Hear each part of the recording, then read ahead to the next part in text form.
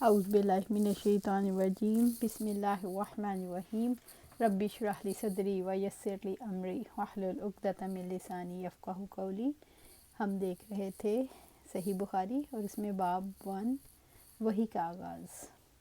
ام المومنین حضرت عائشہ رضی اللہ تعالیٰ عنہ سے روایت ہے، انہوں نے فرمایا آپ صلی اللہ علیہ وآلہ وسلم پر وحی کی ابتدا سچے خوابوں کی صورت میں ہوئی۔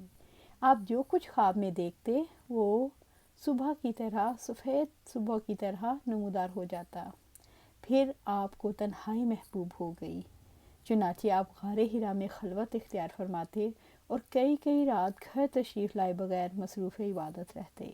آپ کھانے پینے کا سامان گھر سے لے جا کر وہاں چند روز گزارتے، پھر حضرت خدیجہ رضی اللہ تعالیٰ عنہ کے پاس واپس آتے اور تقریباً اتنے ہی دنوں کے لیے پھر کھانا لے جاتے، یہاں تک کہ ایک روز جب کہ آپ غار حرا میں تھے، یکایک آپ کے پاس حق آ گیا اور ایک فرشتے نے آ کر آپ سے کہا پڑھو۔ آپ نے فرمایا میں پڑھا ہوا نہیں ہوں۔ آپ کا فرمان ہے اس فرشتے نے مجھے پکڑ کر خوب بھینچا، یہاں تک کہ میری قوت برداشت جواب دینے لگی، پھر اس نے مجھے چھوڑ دیا اور کہا پڑھو۔ میں نے کہا میں تو پڑھا ہوا نہیں ہوں۔ اس نے دوبارہ مجھ کو پکڑ کر دے پہنچا، یہاں تک کہ میری قوت برداشت جواب دینے لگی، پھر چھوڑ کر کہا پڑھو۔ میں نے پھر کہا میں پڑھا ہوا نہیں ہوں۔ اس نے تیسری بار مجھے پکڑ کر بھینچا، پھر چھوڑ کر کہا پڑھو، اپنے رب کے نام سے جس نے پیدا کیا، جس نے انسان کو خون کے لوتھڑے سے پیدا کیا، پڑھو اور تمہارا رب تو نہایت کریم ہے۔ پھر رسول اللہ صلی اللہ علیہ وسلم ان آیات کو لے کر واپس آئے اور آپ کا دل خوف سے دھڑک رہا تھا، چنانچہ آپ اپنی بیوی حضرت خدیجہ بنت خویلد رضی اللہ تعالیٰ عنہ کے پاس تشریف لائے اور فرمایا مجھے چادر اڑھا دو، مجھے چادر اڑھا دو۔ انہوں نے آپ کو چادر اڑھا دی، یہاں تک کہ آپ سے خوف زدگی کی کیفیت دور ہو گئی۔ پھر آپ نے حضرت خدیجہ رضی اللہ تعالیٰ عنہ کو واقعے کی اطلاع دیتے ہوئے فرمایا مجھے اپنی جان کا ڈر ہے۔ حضرت خدیجہ رضی اللہ تعالیٰ عنہ نے کہا قطعاً نہیں، اللہ کی قسم، اللہ تعالیٰ آپ کو کبھی رنجیدہ نہیں کرے گا۔ آپ صلہ رحمی کرتے ہیں، درماندوں کا بوجھ اٹھاتے ہیں، فقیروں محتاجوں کو کما کر دیتے ہیں، مہمانوں کی مہمان نوازی کرتے ہیں اور حق کے سلسلے میں پیش آنے والے مصائب میں مدد کرتے ہیں۔ پھر خدیجہ رضی اللہ تعالیٰ عنہ رسول اللہ صلی اللہ علیہ وآلہ وسلم کو ساتھ لے کر اپنے چچا زاد بھائی ورقہ بن نوفل بن اسد بن عبد العزیٰ کے پاس آئیں۔ ورقہ دور جہالت میں عیسائی ہو گئے تھے اور عبرانی زبان بھی لکھنا جانتے تھے، چنانچہ عبرانی زبان میں حسب توفیق الہی انجیل لکھتے تھے۔ اس وقت بہت بوڑھے اور نابینا ہو چکے تھے۔ ان سے حضرت خدیجہ رضی اللہ تعالیٰ نے کہا بھائی جان اپنے بھتیجے کی بات سنیں۔ ورقہ نے پوچھا بھتیجے کیا دیکھتے ہو؟ رسول اللہ صلی اللہ علیہ وسلم نے جو کچھ دیکھا تھا بیان فرما دیا۔ اس پر ورقہ نے آپ سے کہا یہ تو وہی ناموس وحی لانے والا فرشتہ ہے جسے اللہ تعالیٰ نے حضرت موسیٰ علیہ السلام پر نازل فرمایا تھا۔ کاش میں آپ کے زمانے نبوت میں ہوتا، کاش میں اس وقت تک زندہ رہوں جب آپ کی قوم آپ کو نکال دے گی۔ رسول اللہ صلی اللہ علیہ وسلم نے فرمایا اچھا تو کیا وہ مجھے نکال دیں گے؟ ورقہ نے کہا ہاں، جب بھی کوئی آدمی اس طرح کا پیغام لایا جیسا آپ لائے ہیں تو اس سے ضرور دشمنی کی گئی، اور اگر مجھے آپ کا زمانہ نصیب ہوا تو آپ کی بھرپور مدد کروں گا۔ اس کے بعد ورقہ جلد ہی فوت ہو گئے اور وحی رک گئی۔ وحی کے موقوف ہونے کے زمانے میں صرف نزول قرآن موقوف ہوا تھا، تاہم جبرائیل علیہ السلام کا رسول اللہ صلی اللہ علیہ وسلم سے رابطہ منقطع نہیں ہوا تھا، چنانچہ جب آپ توقف وحی سے پریشان ہوئے تو جبرائیل علیہ السلام نے بارہا تسلی دی اور آپ کو نبی برحق ہونے کا موعظۂ جان فزا سنایا کہ انہیں کہا کہ آپ برحق نبی ہیں۔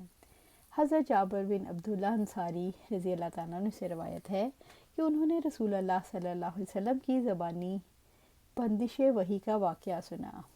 آپ نے فرمایا ایک بار میں کہیں جا رہا تھا کہ مجھے اچانک آسمان سے ایک آواز سنائی دی۔ میں نے نگاہ اٹھائی تو دیکھا کہ وہی فرشتہ جو میرے پاس غار حرا میں آیا تھا آسمان و زمین کے درمیان ایک کرسی پر بیٹھا ہوا ہے۔ میں اسے دیکھ کر سخت دہشت زدہ ہو گیا۔ گھر لوٹ کر میں نے اہل خانہ سے کہا مجھے چادر اڑھاؤ، مجھے چادر اڑھاؤ۔ انہوں نے مجھے چادر اڑھا دی۔ اس وقت اللہ تعالیٰ نے وحی نازل کی، اے لحاف میں لپٹنے والے، اٹھو اور خبردار کرو، اپنے رب کی بڑائی کا اعلان کرو اور اپنے کپڑے پاک رکھو اور گندگی سے دور رہو۔ پھر نزول وحی میں تیزی آ گئی اور لگاتار نازل ہونے لگی۔ اس حدیث کو یہ روایت پہلی روایت ہی کا تمتمنا ہے، جسے ایک یعنی اسی کا آگے اسی کا کیا کہتی ہے سلسلہ ہے، ایک دوسری سند سے بھی بیان کیا گیا ہے۔ پہلی سند حضرت عائشہ رضی اللہ تعالیٰ عنہ سے حضرت عروہ کے واسطے سے پہنچی، جبکہ اس روایت کی سند حضرت ابو سلمہ بن عبد الرحمن کے واسطے سے حضرت جابر رضی اللہ تعالیٰ تک پہنچی۔ پہلی روایت میں ابن شہاب زہری نے عروہ سے اور عائشہ رضی اللہ تعالیٰ عنہ سے بیان کیا، اور دوسری روایت میں ابو سلمہ سے۔ حضرت ابن عباس رضی اللہ تعالیٰ فرمانے الہی، اے پیغمبر آپ وحی کو جلدی جلدی یاد کرنے کے لیے اپنی زبان کو حرکت نہ دیں، کی تفسیر بیان کرتے ہوئے کا فرمایا رسول اللہ صلی اللہ علیہ وسلم نزول وحی کے وقت بہت مشقت برداشت کرتے تھے، آپ اکثر اپنے لب مبارک کو حرکت دیا کرتے تھے۔ ابن عباس رضی اللہ عنہ نے کہا میں آپ کے سامنے اپنے ہونٹ ہلاتا ہوں جس طرح رسول اللہ صلی اللہ علیہ وسلم ہلاتے تھے۔ آپ کے شاگرد سعید بن جبیر کہتے ہیں میں نے اپنے ہونٹ ہلاتا ہوں جس طرح میں نے حضرت عباس کو رضی اللہ تعالیٰ عنہ کو ہلاتے ہوئے دیکھا، پھر انہوں نے اپنے ہونٹ ہلائے۔ حضرت ابن عباس رضی اللہ تعالیٰ نے کہا اس پر اللہ تعالیٰ نے یہ آیت نازل کی، اے نبی صلی اللہ علیہ وسلم اس وحی کو جلدی جلدی یاد کرنے کے لیے اپنی زبان کو حرکت نہ دو، اسے جمع کرنا اور پڑھا دینا ہماری ذمہ داری ہے، یعنی آپ کے سینے میں محفوظ کر دینا اور پڑھانا ہمارا کام ہے۔ پھر ارشاد الہی چنانچہ جب ہم پڑھ چکیں تو ہمارے پڑھنے کی پیروی کرو، یہ تفسیر کرتے ہوئے فرمایا خاموشی سے کان لگا کر سنتے رہو۔ پھر فرمانے الہی اس کا بیان کرنا بھی ہمارا کام ہے، یہ تفسیر کرتے ہوئے فرمایا پھر اس کا مطلب سمجھا دینا بھی ہماری ذمہ داری ہے۔ ان آیات کے نزول کے بعد جبرائیل علیہ السلام آپ کے پاس آ کر قرآن سناتے تو آپ کان لگا کر سنتے رہتے، جب وہ چلے جاتے تو آپ وعدہ الہی کے مطابق اس طرح پڑھتے جس طرح حضرت جبرائیل علیہ السلام نے پڑھا ہوتا۔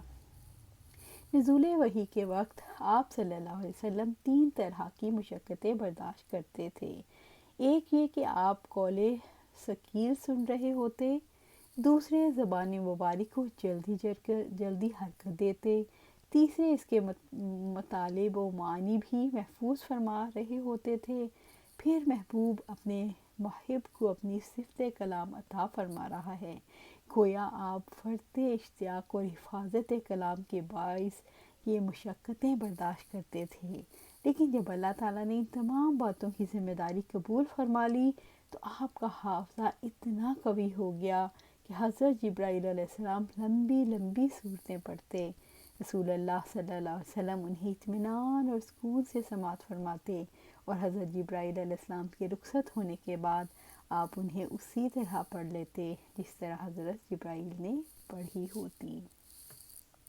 حضرت ابن عباس رضی اللہ تعالیٰ عنہ سے روایت ہے کہ آپ صلی اللہ علیہ وآلہ وسلم سب لوگوں سے زیادہ سخی تھے، خصوصاً رمضان میں جب حضرت جبرائیل علیہ السلام سے آپ کی ملاقات ہوتی تو بہت سخاوت کرتے، اور حضرت جبرائیل علیہ السلام رمضان المبارک میں ہر رات آپ سے ملاقات کرتے اور آپ ان کے ساتھ قرآن مجید کا دور فرماتے۔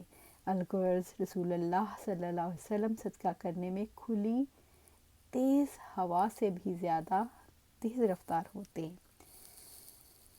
مدارسہ یہ ہے کہ حضرت جبرائیل علیہ السلام رمضان میں نازل شدہ قرآن پڑھتے اور رسول اللہ صلی اللہ علیہ وسلم اسے سنتے، پھر رسول اللہ صلی اللہ علیہ وآلہ وسلم تلاوت فرماتے اور حضرت جبرائیل علیہ السلام اس کا سماع فرماتے، گویا باری باری قرآن مجید پڑھتے، جسے ہمارے ہاں دور کرنا کہا جاتا ہے۔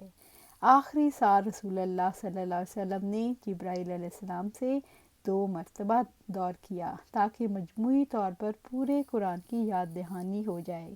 نیز یاد رہے یہ آخری دور اسی ترتیب سے ہوا تھا جس ترتیب سے آج ہمارے ہاں قرآن موجود ہے، کیونکہ اس آخری دور کے وقت حضرت زید بن ثابت رضی اللہ تعالیٰ عنہ موجود تھے۔ انہوں نے بعد میں اسی ترتیب سے لکھا جس ترتیب سے انہوں نے سنا تھا۔ واضح رہے حضرت ابی بن کعب رضی اللہ تعالیٰ عنہ نے ترتیب نزولی کے مطابق قرآن جمع کیا تھا، اور حضرت عبداللہ بن مسعود رضی اللہ تعالیٰ عنہ کی ترتیب ان کے علاوہ ہے۔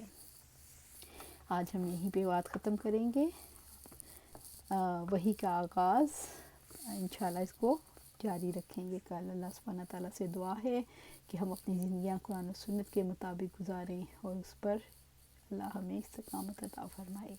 آمین یا رب العالمین۔